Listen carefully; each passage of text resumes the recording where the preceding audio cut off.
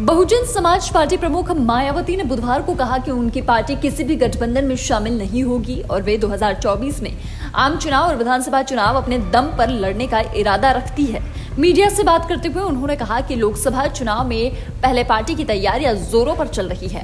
उनका बयान राष्ट्रीय जनतांत्रिकी गठबंधन और विपक्षी दलों द्वारा लोकसभा चुनाव 2024 से पहले अपनी राजनीतिक ताकत बढ़ाने के लिए बैठकें बुलाने के एक दिन बाद आया है। मंगलवार का दिन बेंगलुरु से लेकर दिल्ली तक 2024 के आम चुनाव की चर्चाओं के इर्द गिर्द रहा है। एक तरफ कांग्रेस समेत 26 विपक्षी दलों ने अपने गठबंधन को इंडिया नाम देकर अगली बैठक का ऐलान किया, तो दूसरी तरफ भाजपा समेत 38 दलों ने दिल्ली में एनडीए का दम दिखाया। ऐसे में दोनों ही खेमे से नदारत दिखाई दी। मायावती का बयान एक दिन बाद सामने आया है, जिसमें मायावती ने अकेले चुनाव में जाने का ऐलान किया है। बसपा प्रमुख मायावती ने कहा कि चूंकि लोकसभा चुनाव नजदीक है, हमारी तैयारियां जोरों पर चल रही है और हम देश भर में बैठकें भी कर रहे हैं। बसपा मुखिया ने कांग्रेस के वादों को खोखला बताया है और कहा कि सबसे पुरानी पार्टी सिर्फ सत्ता में आने के लिए गठबंधन कर रही है। मायावती ने विपक्षी गठबंधन से किनारा किया है और अकेले चुनाव में जाने की बात कही है।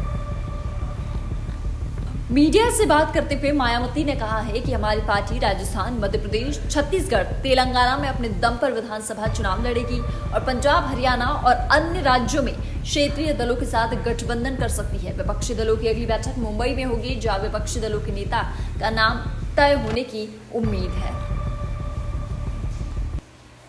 वह राज्यों की भी सत्ता में पूरी मजबूती के साथ आसीन न हो सके तथा इसके स्थान पर फिर इनकी मजबूत नहीं बल्कि मजबूर सरकार ही बनेगी।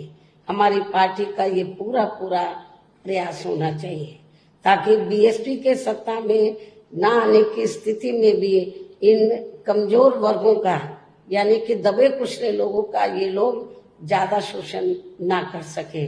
इतना ही नहीं बल्कि ऐसी स्थिति में बीएसपी को भी सत्ता में आसीन होने का मौका मिल सकता है।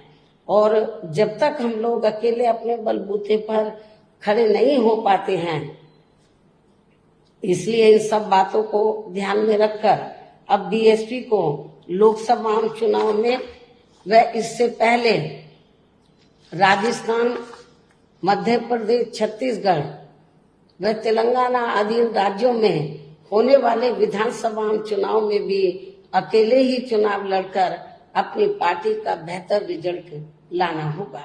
लेकिन बीएसपी पंजाब, हरियाणा आदि इन राज्यों में वहां की रीजनल पार्टियों के साथ मिलकर जरूर चुनाव लड़ सकती है, बशर्ते अब वर्तमान में उनका एनडीए व परिवर्तित किए गए यूपीए से भी कोई संबंध नहीं होना चाहिए। इसके साथ ही पार्टी के लोगों को हर स्तर पर सत्ताधारी गठबंधन व विपक्षी गठबंधन के सभी साम दाम दंड भेद आदि हथकंडों से भी जरूर सावधान रहना है।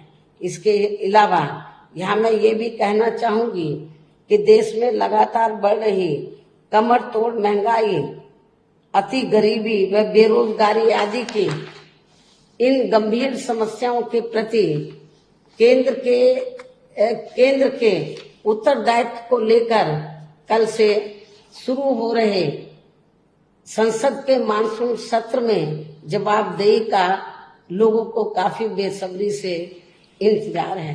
किंतु मणिपुर में जारी चिंतनीय हालात, हिंसा व सुरक्षा ही अब नया मुद्दा बन गया है।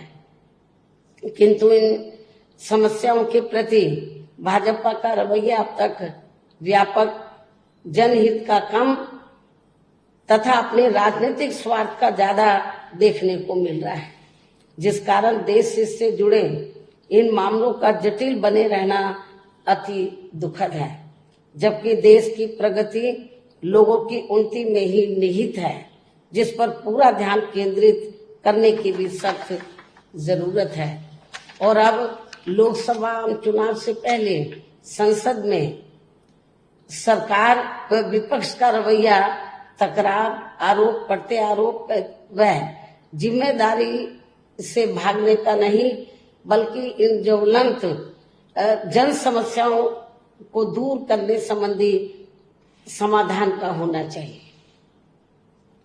क्योंकि इस समय समस्त गरीब एवं मेहनत कर जनता का जीवन काफी दुखी व त्रस्त है, जिनकी सही से चिंता करना सभी का दायित्व भी